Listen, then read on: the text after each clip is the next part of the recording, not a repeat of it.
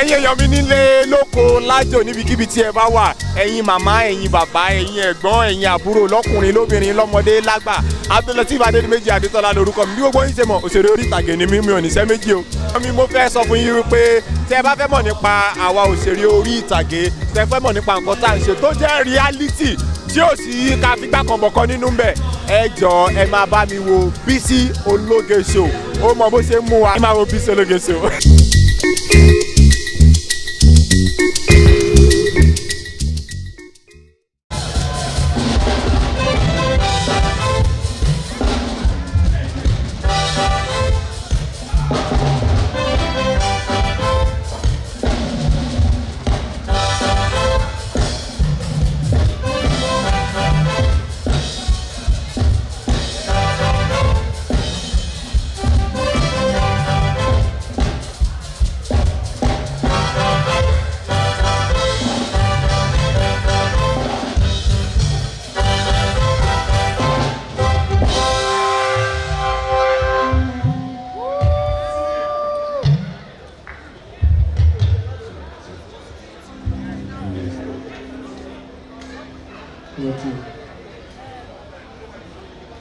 láti 1960 láti gbòmìnira láti 1960 láti gbòmìnira àwọn ará ìlú ń kígbe ebi pa wá owó òsì ọ̀rọ̀ wa ò dá omi wa ò yọ iná ṣe mọ̀nàmọ́ná ìwé ọ̀nà dédé mọ́ a ò ní fi ara wa padà Nàìjíríà tó lé.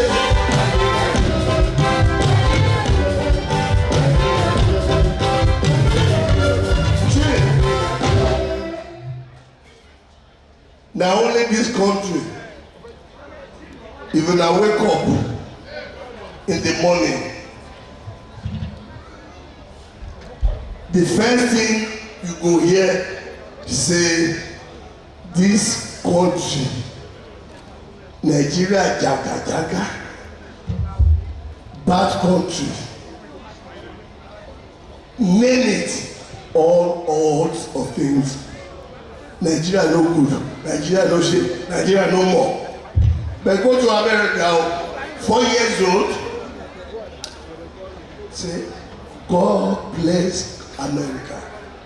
Not until we stop cursing our country, the only country that is our own. Not until you stop cursing this country. I beg you. Because not only government, we too, we dey contribute to what is happening in this country. Since 1960, we get independent. Since 1960, we get independent. Wetin you dey do? Abeg search your conscience. Me, I don search my own. I know the thing that they do. What is your contribution to nation building? Me, I dey play my music to unite Nigeria. Oya make we work for better Nigeria. We go better for Nigeria. We go better for Nigeria. We go better for Nigeria. We go better for Nigeria. We go better for Nigeria. We go better for Nigeria. We go better for Nigeria. We go better.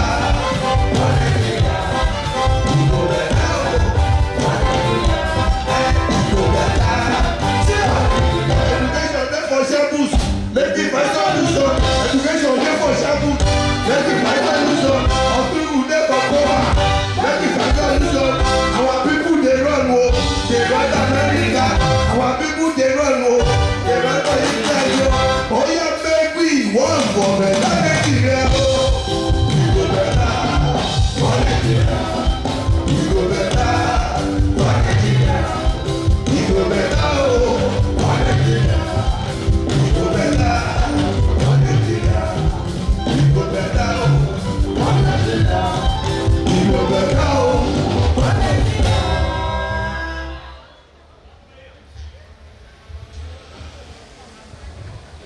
Ọ̀rọ̀ tí mo sọ yìí ò mọ̀ gbọ́ wá nìyẹn.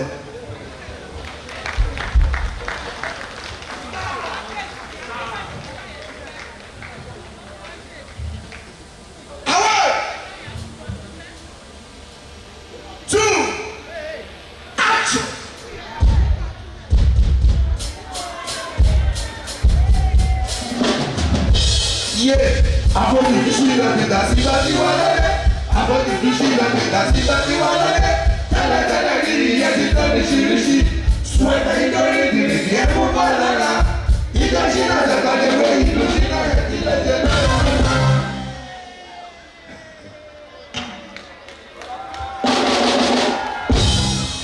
ẹ̀dá wọn lọ́kọ̀ tí ó yọ.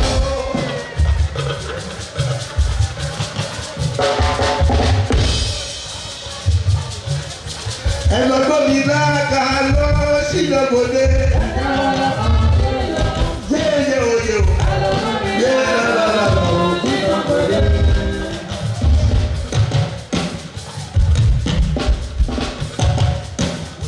mo recognize presence ìjà alájẹ.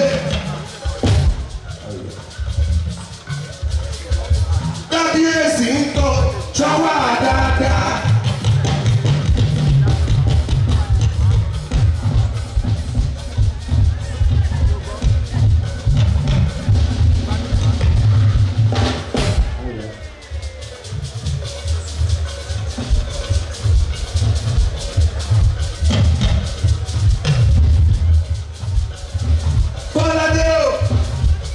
Ìyálàjẹ of the universe.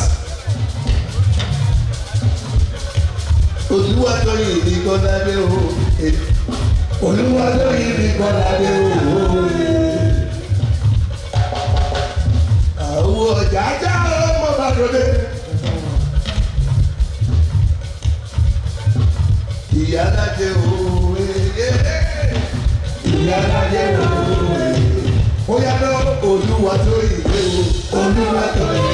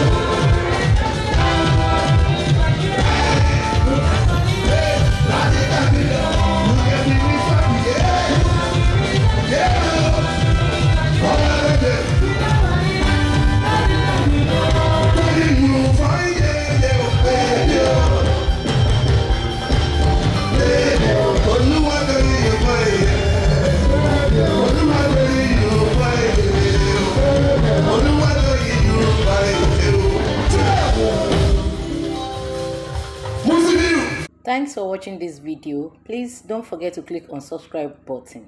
Kindly comment and share. We drop new videos daily. Thank you. God bless you.